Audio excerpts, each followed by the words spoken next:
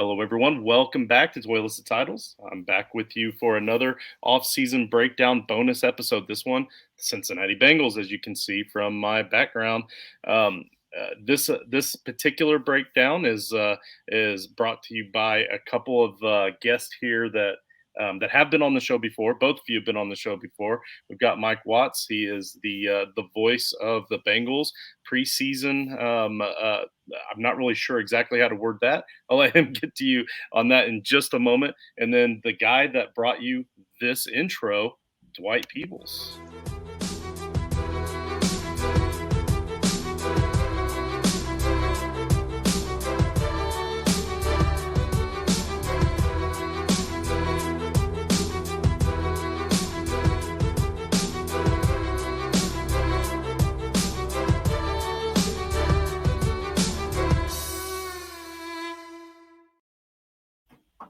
And that was actually the outro, but I'm cool with it even still.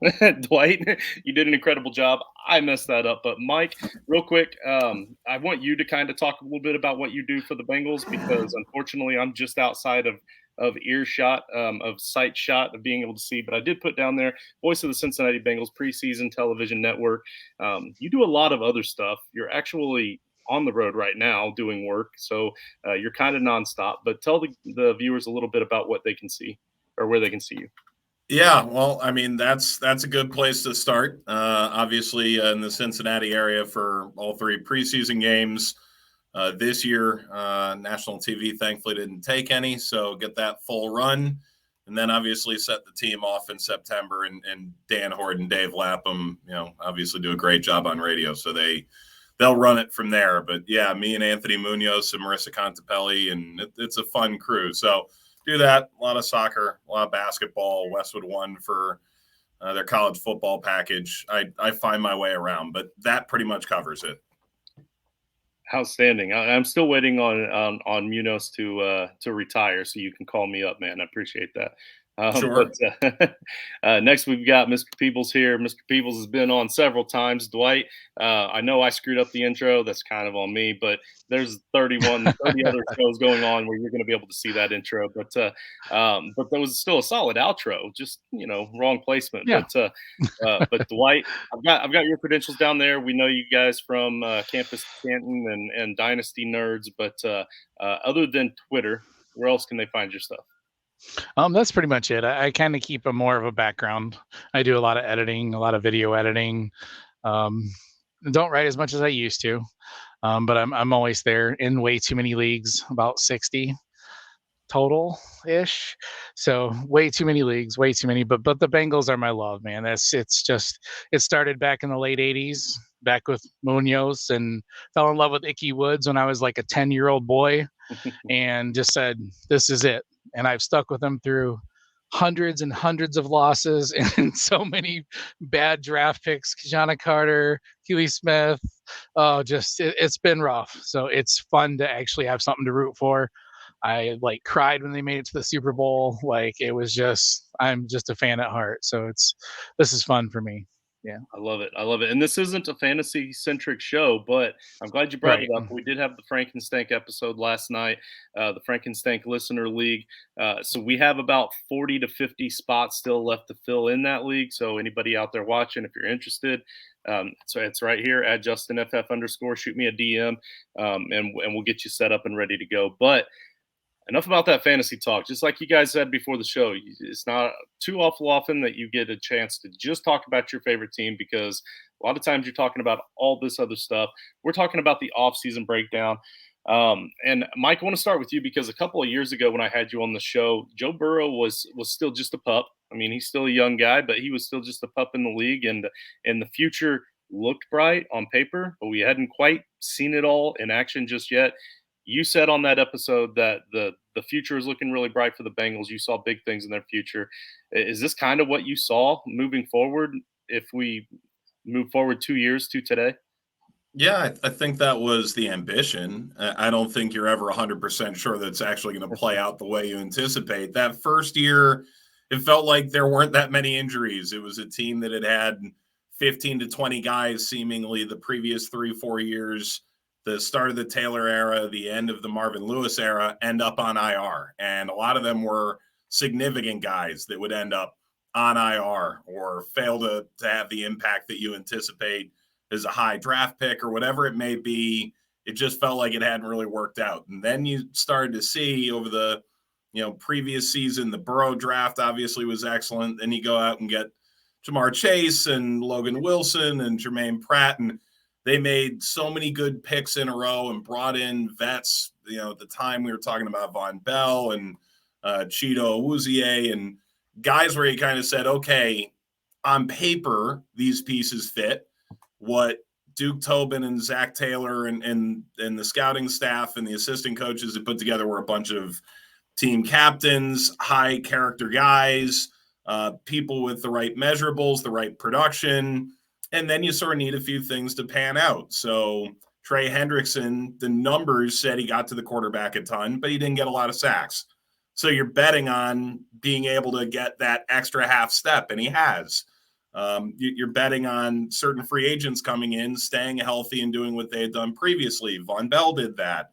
And then naturally you're expecting Joe Burrow to be the cornerstone of the franchise. You're expecting Jamar Chase to be an elite wide receiver, T. Higgins to be elite, Joe Mixon to be impressive, Tyler Boyd to be impressive, and so on. So on paper, this is what everyone hoped for. It just all needed to actually play out, and it has, thankfully. Yeah, thankfully. And then looking forward to this season, Dwight, I've got that, the Ravens have re-signed a seemingly healthy Lamar Jackson, and the Steelers are getting back what seems to be a healthy and pretty awesome defense when they are healthy coming back. And then, of course, the Browns are going to Brown. Is there any opportunity here? Okay, realistically, what have the Bengals done this offseason that has impressed you the most to kind of help ensure that they're going to defend this title of the division? Right. I think throwing a lot of money at Orlando Brown was something uncharacteristic of what seems like in the past. I liked seeing that, addressing the offensive line kind of puts us in a weird spot with Jonah Williams. We didn't make a lot of free agent signings that I was super impressed with. I didn't like that they lost Bell and Bates, but I think we've got a backup plan there. So we've got a couple young guys that are coming in that can help, and I think they knocked the draft out of the park again. I mean, I was really impressed with the value they got with the guys they got. I don't know how in depth you want me to go with that question yet. I figured we'd break that down a little bit as we go on, but I was just super impressed with the draft. The few signings they did make. I mean, I didn't expect them to go out and make huge splashes or anything like that, but we have a couple questions, coming up.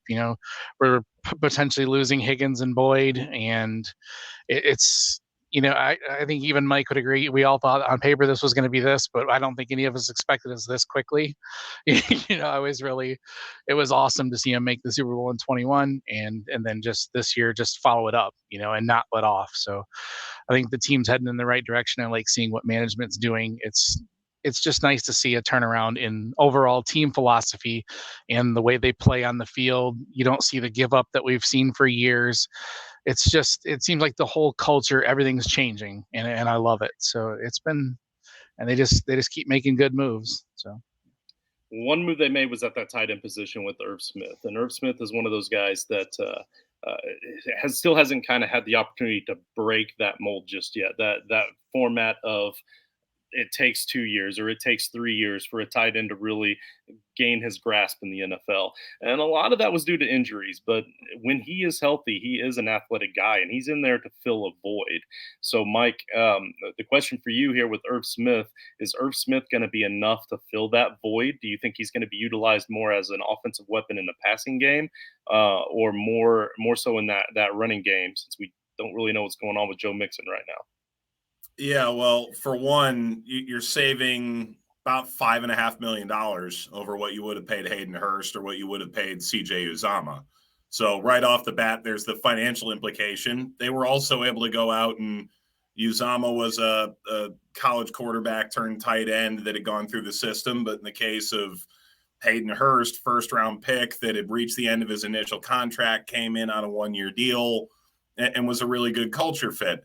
you get the feeling Irv Smith can be that as well. To your point, only 8 games the last 2 years, so that's concerning. But he's only dropped 4 passes out of the 91 receptions that he does have. So, about 95% he actually hangs onto the ball, usually good for a first down through the passing game. His numbers at Alabama were the kind of tight end numbers that, whether it was Washington or sort of this recent string of tight ends, he was one of the first to sort of break out as a tight end at Alabama. So his history says you've got a really good pass catcher that doesn't need 50 or 70 catches. Traditionally, when he's healthy, has been good for 30 to 40. But when you're looking at everyone else around him in the passing game, that should be enough. And then, he's averaged about 50% of snaps historically in the offense. So that's where you're expecting Devin Asiasi coming in from New England, or Drew Sample, who re-signed, to fill out the rest of that production. Very good. Speaking of offensive production, speaking of offensive weapons, Joe Burrow's weapons, you guys, Dwight, probably have one of the best wide receiving tandems in the league. Like not trying to hold back anything here, like just straight up, Jamar Chase and T. Higgins, an amazing combo. Not really a whole lot had to be done in that wide receiving room. So was there anything that you could see maybe on a coaching staff level or any other aspects of this offense that may have changed that might even improve a little bit better? Or can we kind of expect the same thing out of those two? No, I think you expect the same thing out of those two guys. And Tyler Boyd's just one of the most underrated, third options as well. He's just been consistent. I can't believe he's turning 30 next year. I was like, holy smokes, has he really been around that long? It just feels like he's always just been Mr. Steady on this team. So I don't see anything changing. They drafted a couple young guys that could be impactful type guys. Obviously not on the level of Higgins or Boyd. So obviously, like I mentioned in the preamble there a little bit, that it's going to become a question next year whether they can afford. Higgins is likely to draw 20 million ish a year next year, which is, I don't know if the team's willing to put that money into him. I really hope they do, because I like the way he fits with Chase. But yeah, as far as I don't expect any changes at all passing game. So for what it's worth, we had the opportunity to interview Andre Iosivas at the Senior Bowl. Obviously, we don't expect a whole lot out of him being a 6th round pick, but as far as 6th round picks go, I'm really rooting for the guy. He seemed like a super genuine guy. Definitely. Absolutely beautiful hair, by the way. Like, you're not going to see hair like that very often. Ross Tucker obviously might be a marginally biased source on the subject as a Princeton guy, but he thought he was going to go day 2.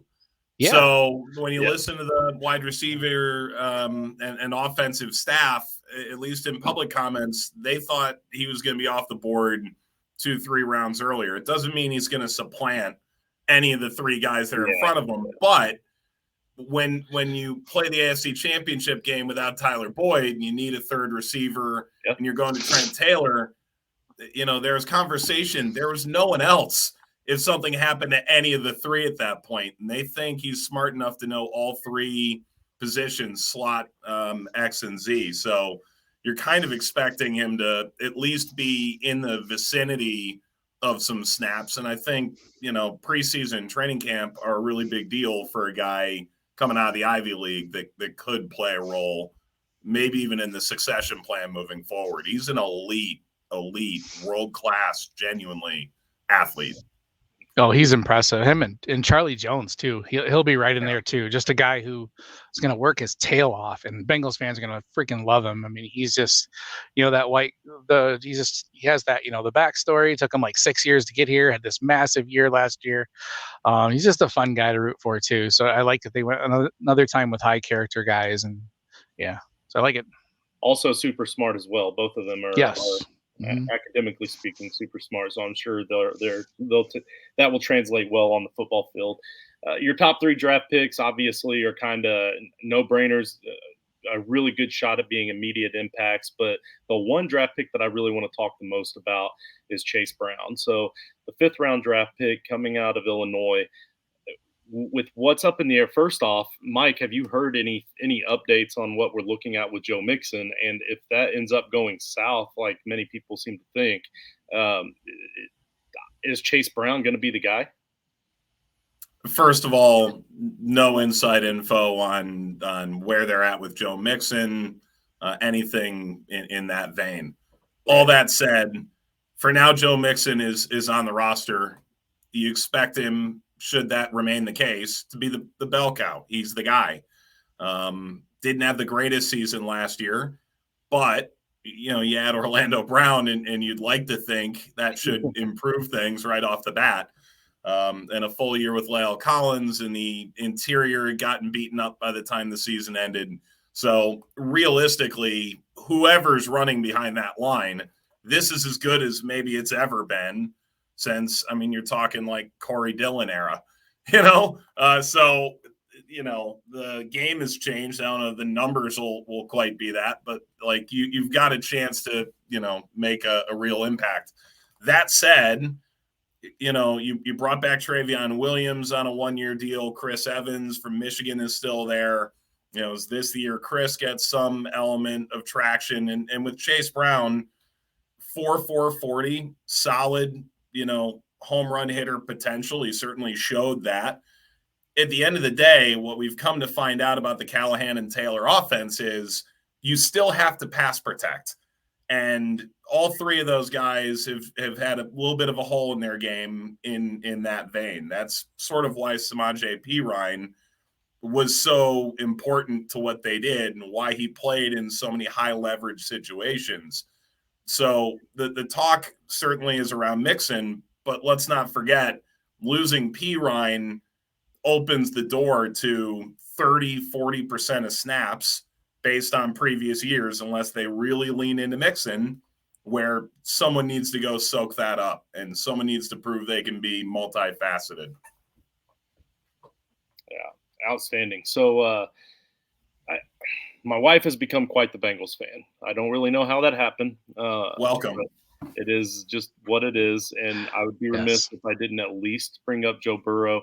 Not really a whole lot to say about him, but I'm sure that my wife would want me to mention how pretty he is or something like that. But, so I have to throw that out there. But Dwight, what do you expect from Joe Burrow? So over the course of the last couple of years, he's solidly become a top 4 quarterback in this league.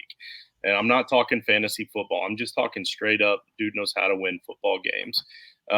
So is there anything with this offense that's going to change that might hinder some of his production? Well, hopefully not. The only thing that I'm hoping that the offensive line improving helps his production. I can't see the kid, Burrow's been running for his life. It was better last year, obviously, than 21, but I don't see anything that'll hold him back. He's shown that he can excel even under that type of pressure on the move, taking sacks. He's done absolutely everything we can ask for him. Losing Mixon and having to go like a running back by committee, I don't even think would phase him too much as long as they get him the pass catching options he needs. Like Mike mentioned, we might it might become a bigger issue because all three guys are not great pass catchers. That's one of the big knocks that I had on Brown coming out. He's not the most physical guy. Obviously, he's got the speed, the ability to hit home runs, but he's just not the most physical guy on the planet. And so obviously that would be an option. I think if Mixon were to miss some time because of suspension or something, there are free agent options if they had to. Guys like Zeke's still out there, Fournette's still out there, Kareem Hunt's still out there. If they had to go that route, that's a route they could go. And that could, also impact Joe, but I don't think anything's going to impress him. He's wearing the headband now, Joe Kane style. He gets it. I've never seen a white guy pull off the drip like he does either. He just does it, man. So I tell you what, man, you handled that forced question very well because I knew you wouldn't want to talk about how pretty he is. But let's get on to that defense, though, because the focal point in this draft was very clearly defense, and that was, if we had to choose one weak spot of the team, especially after losing the safeties that you guys lost, it would have to be that defense. We already said that those top three guys, Myles Murphy, DJ Turner, and Jordan Battle, are guys that we can expect year one production from. So, Mike, overall, do you feel that this defense is going to be better, even without those safeties that you lost, than they were last year? I don't know that better is the word. I think naturally it's going to be different, and they're going to have to figure out how to play that way. It's kind of a miracle. I'm not sure Lou Anarumo quite feels that way, getting passed over in another cycle. But, like, you've been able to keep one of the premier defensive coordinators who's really built his reputation off taking a team that couldn't stop the run at all, wasn't getting pressure, wasn't forcing turnovers, and essentially finding a way to get them to do all of that fairly consistently. That said, really the only line that changed was the secondary. Like, you were able to keep your defensive line intact with your four starters. You add another edge in Myles Murphy out of Clemson, another high motor guy. It sort of feels like a familiar ad in that sense. Was a top 5 consensus, top 10 national prospect out of high school. So the athleticism was always there with him. Expect Marion Hobby will make him better. You know, you go out and get literally the fastest guy in the draft at corner in DJ Turner, and Jordan Battle, the safety out of Alabama, in the 3rd round. So you kept your defensive line and actually added. You kept your linebackers with re-signing Jermaine Pratt completely intact. And then you get to the secondary, and you're going to bring back Awuzie, coming off a pretty significant knee injury. He needs to be great. Cam Taylor-Britt showed that he belongs at this level, showed that he has potential to be elite. Mike Hilton has been statistically elite in the slot. And then somewhere between Nick Scott and obviously Dax Hill, who only played 125 or 130 snaps in the regular season last year on defense, they're the ones that are going to be pressed into service with Bell and Bates leaving. One thing I find really interesting about Jordan Battle, though, out of Alabama, first of all, you're in the SEC. There's nothing faster than that outside of playing in the NFL. And I've covered a number of his games with Westwood One and never once thought, he looks slow. That thought never crossed my mind. No one thinks that about Von Bell necessarily either. He might not say he's the fastest, but their 40 times are 2/100ths of a second different out of school. So you've got basically the same athlete. Historically, Von Bell doesn't miss tackles. Jordan Battle really didn't miss tackles at Alabama either. He was one of the best in the secondary in the SEC in terms of missed tackle percentage. So you basically went out and got another Von Bell. It's going to take time to get there, but, you know, that's basically what you've gone out and acquired. So you just need the secondary to be impressive and to pick up the Anarumo system quickly. And if that happens, yeah, they can be better. But I think it'll take a little bit of time, and it wouldn't surprise me that at the end of the year, some of the metrics wouldn't indicate that. Ultimately, the only metric now that matters is winning a Super Bowl. So if they drop 5 slots in rush defense, I mean, who cares? Right, yeah. All 3 guys, what I was impressed about, offer a lot of versatility too. You know, Murphy can go inside, he can go outside. You know, he's going to help, you know, spell the Hendrickson, Hubbard. You know, he can stand up, go on the edge, he can get down the dirt. Turner, the guy who's probably going to be in the slot right off the bat, one of the stickiest guys that I saw in this class. Just incredibly sticky. Love seeing that quickness too. And Battle, like Mike mentioned, I mean, I had a 1st round grade on him going into 2022. But then they kind of switched his role around a little bit, showed what he can do. He's listed as a free safety right now, or a strong safety. Yeah, I think he's listed as strong safety on the depth chart, but I think he's more of a free safety. But he's very versatile, can provide a little bit of run support, good in coverage, returned 3 interceptions for a touchdown in college. So you love that. Like you said, he's definitely more of the Von Bell role. But all 3 guys are just versatile. You know, that are going to allow them to just do a lot of different things, which is what a lot of the NFL defenses that are successful have a lot of guys that can do. So I think all 3 are really scheme, you know, can do whatever they're asked, and I like that for them a lot. All right. So one of you are at work right now, and the other one is always at work. So I'm going to try to wrap this up here real soon. I want to give one final question here, one final thought, and I like for you guys to take off your fandom hats for one moment and look at this as realistically as possible, not as a fan, but just as a football person in general, and looking at this team. Dwight, we'll start with you. I want to know, it's kind of a two-parter. What would happen to make you think that this was not a successful season? If we get to the end of the year and you're looking back at this season coming up, what would have happened for it to not have been a successful season? And then also, what's kind of your realistic expectations for this team this year? For the first part, I'd have to be dead. No, I'm just kidding. No, I mean, if obviously, I think now at this point with what we've done and what we've shown, if we miss the playoffs, that would be really, really bad. I think it would take a lot. But I think with the AFC the way it is, I mean, we could go 11-6 and miss the playoffs, which would suck, but that's definitely something that is a possibility. I think realistically though, I think I see them as, the schedule has gotten harder, as we've done better. We were facing harder schedules. Like you mentioned, the North's getting, not just sitting there and falling down and letting us run all over them. But I still think realistically 12-5, 13-4, it still feels weird with 17 games. Trying to do the math there in my head. It's still, I still think that's very realistic.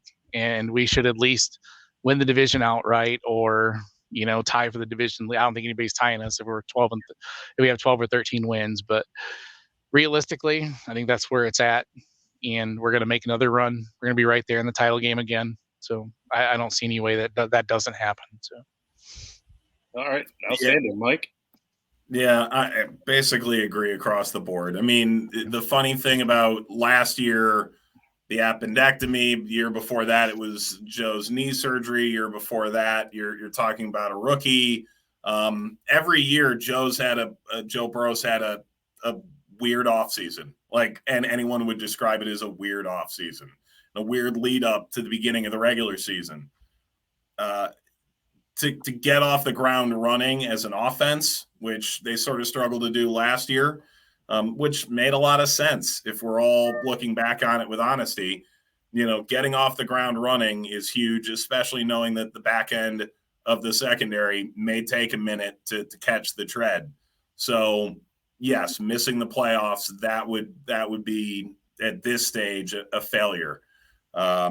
With the roster, at the end of the day, the AFC is such where if a couple major pieces go and have significant missed time, who's to say it won't happen? It depends, right? If you lose multiple key players and miss the playoffs, you go, okay, go get a high pick and focus on next year. You hope that doesn't happen. Ultimately, you expect to be in the playoffs. You expect to host a playoff game.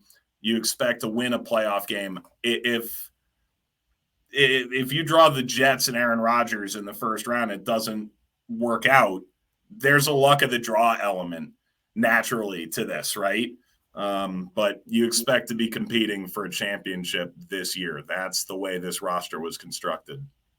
So speaking of playoff games, I don't know if it's because the Bengals as a fan group were still pretty hungry going into that playoff last season, but I was fortunate enough to go to the Bengals and Ravens playoff game in Cincinnati last year. That place was electric, just absolutely hungry. That fan base deserved that. So Sam Hubbard absolutely made our night too. Being not a Bengals fan, I'm also not a Ravens fan, so I didn't have any vested interest. I just mostly wore the black and orange so I would get out alive.